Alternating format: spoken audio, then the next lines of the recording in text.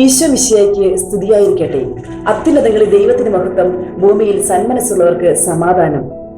രാവിന്റെ ചില്ലയിൽ നിറയെ നക്ഷത്രങ്ങൾ പോകുന്ന ക്രിസ്മസ് നാളുകൾ.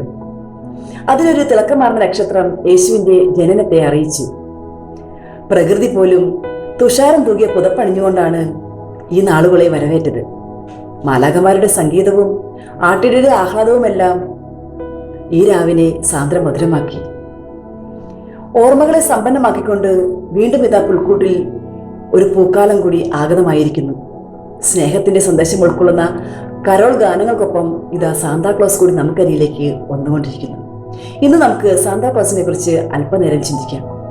തണുപ്പ് നിറഞ്ഞ ഡിസംബർ രാത്രികളിൽ റെയിൻഡിയറുകൾ വലിക്കുന്ന വണ്ടിയിൽ കൂർത്ത തൊപ്പിയും വെള്ളയും ചുവപ്പും നിറമുള്ള കുപ്പായവും കയ്യിൽ സഞ്ചി നിറയെ സമ്മാനങ്ങളുമായി വരുന്ന സാന്താക്ലോസ് കാലങ്ങൾക്കിപ്പുറവും കുട്ടികൾക്ക് പ്രിയപ്പെട്ട കഥാപാത്രമാണ്.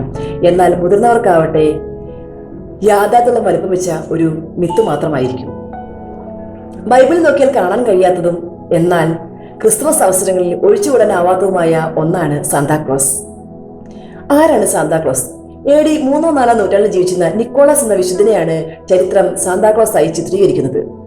ഇദ്ദേഹത്തിന്റെ പ്രത്യേകത, ഇദ്ദേഹം പാവപ്പെട്ടവരെയും അശരണരെയും പീഡിതരെയും സഹായിക്കുന്നതിൽ അതീവ തൽപരനായിരുന്നു.